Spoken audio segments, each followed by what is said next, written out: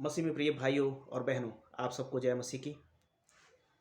एक बार फिर से मैं प्रभु का धन्यवाद करता हूँ इस सुनहरे अवसर के लिए, जिसने मुझे ये मौका दिया कि मैं आपके साथ परमेश्वर के जीवित वचन को बांट सकूं। तो मैं आज उपस्थित हूँ परमेश्वर के वचन को लेकर, और आज हम चर्चा करेंगे यूहन्ना रचित सुसमाचार 14 अध्याय उसकी 18 आयत पर। यहाँ इस प्रकार से लिखा है, प्रभु ने कहा, मैं तुम्हें अनाथ ना छोड़ूंगा, मैं तुम्हारे पास आता हूँ। क्या आप जानते हैं, प्रभु यीशु मसीह के साथ 3.5 साल रहने के समय काल में प्रभु यीशु मसीह बार बार अपने चेलों को याद दिलाते थे कि मैं अन्य जातियों के हाथ सौंपा जाऊंगा और मार डाला जाऊंगा, मेरा अपमान किया जाएगा, मेरा तिरस्कार किया जाएगा, और उस अपमान, तिरस्कार, उपहास के पश्चात वो लोग मुझे मृत्यु दंड के योग्य ठहराएंगे और उसके पश्चात मुझे मार दिया जाएगा। पर वो ये भी कहते थे, पर 3 दिन के पश्चात मैं मुर्दों में से दोबारा से जी उठूंगा। पर चेले कभी भी इस बात को समझ नहीं पाए कि प्रभु यीशु मसीह जो बात कहते हैं उसका क्या मतलब है, क्योंकि यहूदी धारणा यही थी, मसीहा आएगा और आने के पश्चात वो प्राचीन काल तक उनके साथ, वो हमेशा हमेशा तक उनके साथ राज्य करता रहेगा। क्योंकि प्राचीन काल की ये धारणा थी लोगों की, मसीहा आएगा, राजा के रूप में आएगा और वो हमेशा हमेशा तक उनके साथ राज्य करेगा, उन्हें शत्रुओं से छुड़ाएगा।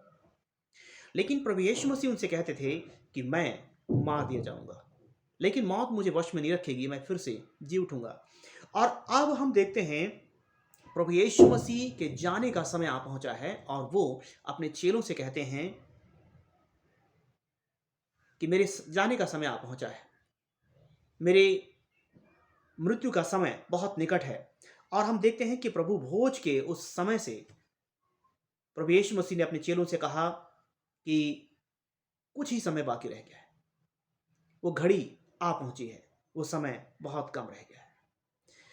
और चेले तब से बहुत ज्यादा दुखित थे, उनके मन उदास थे, वो शोकित थे और बार बार सोच रहे थे कि क्या सच में यीशु मसीह हमसे दूर चले जाएंगे। और यूहन्ना रचित सुसमाचार उसका 14 अध्याय उसकी पहली आयत में प्रभु यीशु मसीह ने कहा, तुम्हारा मन व्याकुल ना हो, परमेश्वर पर विश्वास रखो और मुझ पर भी विश्वास रखो। प्रभु यीशु मसीह उनकी व्याकुलता को दूर करना चाहते थे, उनसे कहना चाहते थे कि दुखी मत हो, व्याकुल मत हो, परेशान मत हो, मैं जा रहा हूं पर मैं तुम्हें अनाथ न छोड़ूंगा। और आइए हम एक और आयत पर मनन करेंगे कि प्रभु यीशु मसीह ने जब यह कहा कि मैं तुम्हें अनाथ न छोड़ूंगा, इसका क्या मतलब था। इसकी 21 आयत को हम पढ़ेंगे, 14 अध्याय 21 आयत। जिसके पास मेरी आज्ञाएं हैं और वह उन्हें मानता है, वही मुझसे प्रेम रखता है, और जो मुझसे प्रेम रखता है उससे मेरा पिता प्रेम रखेगा, और मैं उससे प्रेम रखूंगा और अपने आप को उस पर प्रकट करूंगा। आज मैं आपके साथ विशेष 5 बातों को बांटना चाहूंगा। क्या है आखिरकार ये संगति जिसमें परमेश्वर हमारे साथ बना रहता है? क्या है वो संगति जिसमें हम प्रभु के साथ बने रहते हैं, और जहां पर हम पिता, पुत्र और पवित्र आत्मा के माध्यम से उस रिश्ते में बने रहते, और हम अनाथ नहीं रहते, हम दुनिया के लोगों के समान नहीं होते बल्कि उनसे भिन्न होते हैं। पहली बात, परमेश्वर का ज्ञान। परमेश्वर का ज्ञान जो है, ये प्रथम कदम है, ये पहली बात है जिसके माध्यम से हम परमेश्वर की संगति में बने रहते हैं। यीशु ने कहा, जिसके पास मेरी आज्ञाएं हैं। परमेश्वर का ज्ञान होना, परमेश्वर की आज्ञाएं हमारे पास होना, ये एक प्रथम बात है जिसके माध्यम से हम उसकी संगति में कायम बने रहते हैं। सोचिए, जिस चीज का आपके पास ज्ञान नहीं है, उन चीजों का आप अनुकरण कैसे करेंगे? जिनको आप जानते नहीं, जिनके विषय में आपने सुना नहीं, उनका अनुकरण हम नहीं कर सकते। और यही बात थी, यीशु ने कहा, जिसके पास मेरी आज्ञाएं हैं।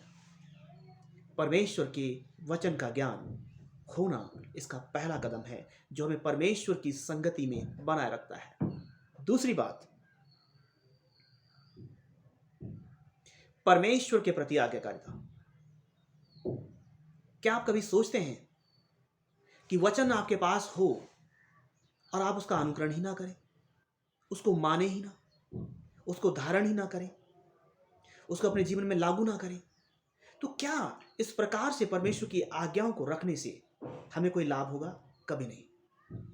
इसलिए यीशु ने कहा कि जिसके पास आज्ञाएं हैं और जो उन्हें मानता है, वो इस संगति में बना रहता है, इस अलौकिक, अद्वैत, दिव्य संगति का एक हिस्सा बन जाता है, एक अभिन्न अंग बन जाता है। और तीसरी बात जो प्रभु यीशु मसीह ने कही, परमेश्वर का प्रेम।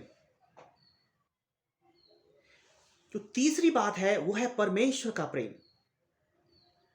जब हम परमेश्वर के प्रेम में बने रहते हैं, परमेश्वर के प्रेम को प्रकट करते हैं, प्रदर्शित करते हैं, उसको धारण कर लेते हैं, तब हम क्या होता है, उस दिव्य और अलौकिक संगति में बने रहते हैं। यीशु ने कहा जो उसके पास मेरी आज्ञाएं हैं और उन्हें मानता है, वही मुझसे प्रेम करता है। और उन्होंने अपने चेलों से यह भी कहा, 13 अध्याय उसकी हम 33, 34, 35 आयत के आसपास में जब पढ़ते हैं कि मेरी आज्ञा यह है कि तुम एक दूसरे से प्रेम रखो जैसे मैंने तुमसे प्रेम रखा।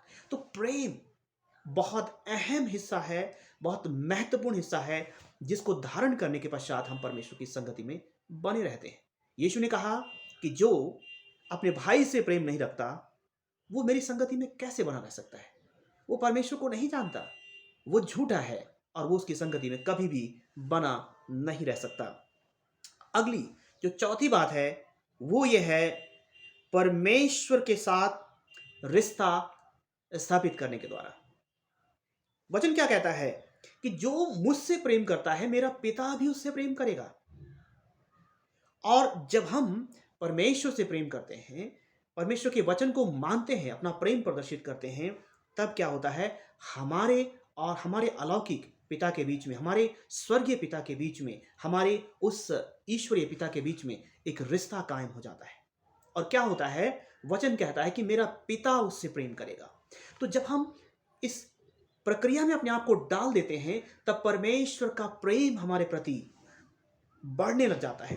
परमेश्वर अपने प्रेम को हम पर प्रकट करता है, प्रदर्शित करता है, और इस प्रेम के प्रकटीकरण के कारण हम परमेश्वर की उस दिव्य और अद्वैत संगति का एक हिस्सा बन जाते हैं, एक अभिन्न अंग बन जाते हैं। सोचिए, प्रभु यीशु मसीह जब जब चेलों के साथ थे और जैसे हम देखते हैं कि वो बपतिस्मा लेकर बाहर आते हैं, तो एक आकाशवाणी होती है, ये मेरा प्रिय पुत्र है, इससे मैं अत्यंत प्रसन्न हूं।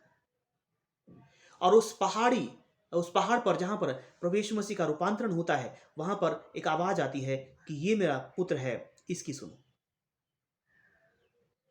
तो बार बार परमेश्वर ने अपने प्रेम को अपने पुत्र प्रभु यीशु मसीह पर प्रकट किया। और यहां प्रभु यीशु मसीह कहते हैं कि पिता तुमसे प्रेम करेगा, और क्या होगा कि वो प्रेम हमें उसकी संगति में बनाए रखेगा। और एक अंतिम बात जो मैं आपसे बताना चाहता हूं वो ये है कि प्रभु यीशु मसीह का प्रकाशन हमें मिलेगा, प्रभु यीशु मसीह का दर्शन हमें मिलेगा।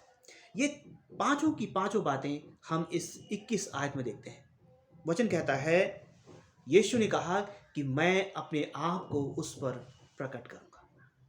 मेरे प्रियो, इस अलौकिक संगति में जब हम कदम दर कदम, जब हम कड़ी से कड़ी मिलाकर परमेश्वर के वचन को मानते जाते हैं और आगे बढ़ते जाते हैं, तब हम इस अलौकिक और दिव्य संगति का एक अभिन्न अंग बन जाते हैं, और फिर हम अनाथ नहीं रहते। और यही वो वजह है जिससे प्रभु यीशु मसीह ने कहा कि मैं तुम्हें अनाथ ना छोड़ूंगा, बल्कि मैं तुम्हारे पास आऊंगा। और हम प्रभु यीशु मसीह के पुनरुत्थान के पश्चात देखते हैं कि उन्होंने अपने चेलों के पास आकर उन्हें प्रमाण दिया, उनसे बातें की, उनके साथ उठे बैठे, खाया पिया, और इस बात को प्रमाणित किया कि मैं वही हूं, मैं जी उठा हूं। क्या आप सोचते हैं कि ये संगति जो अलौकिक है, जो दिव्य है, यदि हम उसका हिस्सा नहीं है तो हम किसी अनाथ से कम नहीं है। लेकिन अगर हम इस संगति का हिस्सा हैं तो हम अनाथ नहीं है, और हम भविष्य में कभी भी अनाथ नहीं रहेंगे, बल्कि इस अद्वैत संगति का हिस्सा बनकर हम उसकी उपस्थिति में चलते रहेंगे। हमें उसका प्रेम मिलता रहेगा, हमें उसका दर्शन मिलता रहेगा, और हम उसमें बने रहेंगे। यीशु ने कहा मत्ती रचित सुसमाचार 28 अध्याय उसकी 20 आयत में, जगत के अंत तक मैं सदैव तुम्हारे साथ हूं। और पहला कुरिन्थियों उसके 6 अध्याय 17 आयत में परमेश्वर का वचन कहता है कि जो कोई परमेश्वर की संगति में बना रहता है वो उसके साथ एक आत्मा हो जाता है। तो ये संगति बहुत जरूरी है।